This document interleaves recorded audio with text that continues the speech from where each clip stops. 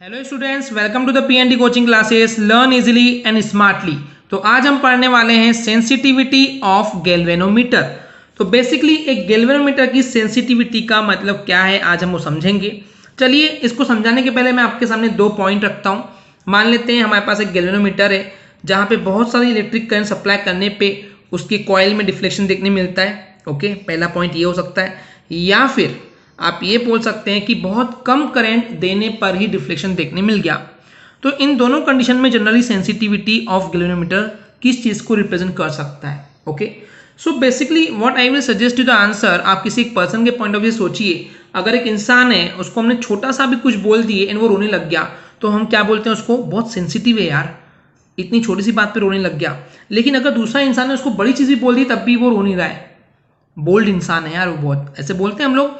तो सेंसिटिव कौन है, जो बहुत कम कुछ बोलने पे भी रो दे। तो इसी तरीके से अगर किसी गैल्वेनोमीटर की सेंसिटिविटी की हम बात कर रहे हैं, ओके, तो हम क्या बोलेंगे कि बहुत छोटी सी इलेक्ट्रिक करंट देने पर भी हमको डिफ्लेक्शन देखने मिलता है गैल्वेनोमीटर में, तो उसका मतलब वो बहुत ज्यादा सेंसिटिव है। ओके, तो चलिए इस टॉपिक पे चलते हैं आगे, सेंसिटिविटी ऑफ गैल्वेनोमीटर को स्टार्ट करते हैं। तो बेसिकली कोई भी गैल्वेनोमीटर को हम बोल सकते हैं कि वो सेंसिटिव है, लेकिन तब बोल सकते हैं जब बहुत छोटी सी करंट भी प्रोड्यूस कर देता है काफी हद तक एक अच्छा खासा डिफ्लेक्शन, जो कि अभी हमने आपको बताया। चलिए अब बात करते हैं इसकी डेफिनेशन की। डेफिनेशन के पहले मैं आपको फॉर्मूला दिखा दूं। फॉर्मूला है कि sensitivity of galvanometer equal to होता है थीटा अपॉन आई। थीटा क्या है, डिफ्लेक्शन है, आई क्या है, इलेक्ट्रिक करंट है, राइट। यानी कि इसके फॉर्मूले के बेस पे ही हम चाहे तो डेफिनेशन बना सकते हैं, राइट। कैसे बनाएंगे बताते हैं। The sensitivity of a galvanometer is defined as the ratio of the deflection produced in galvanometer या फिर in it to the electric current flown from that. यानी कि गैल्वेनोमीटर की सेंसिटिविटी जो है वो रेशियो के इक्वल होता है डिफ्लेक्शन और इलेक्ट्रिक करंट के। ओके स्टूडेंट्स, ये हो गया पहली डेफिनेशन। या इसको और एक तरीके से डिफाइन कर सकते हैं कि जो सेंसिटिविटी ऑफ गैल्वेनोमीटर है is defined as deflection produced by unit electric flow. Okay, unit यानी कि एक पर्टिकुलर हम बात करें कि एक यूनिट इलेक्ट्रिक करंट फ्लो हो रहा है, उससे जो डिफ्लेक्शन देखने मिलता है उसको हम बोलते हैं sensitivity of the galvanometer. Okay, तो इसके लिए जो फॉर्मूला है उसके लिए पहले लेट वगैरह थ्योरी लिखना पड़ता है कि मान लेते हैं कि जो डिफ्लेक्शन प्रोड्यूस हो रहा है गैल्वेनोमीटर में वो कितना है, वो है थीटा। ओके, एंड ये जो डिफ्लेक्शन हुआ कब हुआ, जब हमने आई इलेक्ट्रिक करंट को फ्लो की उसमें से। ओके, तो इस कंडीशन में जो सेंसिटिविटी ऑफ गैल्वेनोमीटर है उसको रिप्रेजेंट करते हैं by the capital S, and इसको लिख सकते हैं कि S is equal to theta upon I. Okay, इतना क्लियर है स्टूडेंट्स। तो इसके अलावा सस्पेंडेड कॉइल टाइप गैल्वेनोमीटर में हमने पढ़े थे कि इलेक्ट्रिक करंट आई का फॉर्मूला क्या था, that is C theta upon N B A, यही फॉर्मूला था।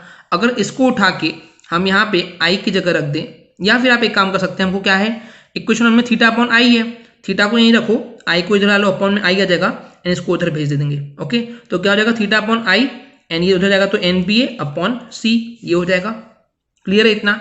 तो इक्वेशन 1 एंड 2 में कंपेयर करो, इसका जो RHS है इसके LHS के इक्वल है, तो इसका मतलब S इक्वल टू क्या हो जाएगा, N B A upon C from equation 1 and 2।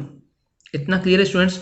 तो बेसिकली इस फॉर्मूले से हम कुछ कंक्लूजन पॉइंट निकाल सकते हैं। किस फॉर्मूले से, S is equal to N B A upon C.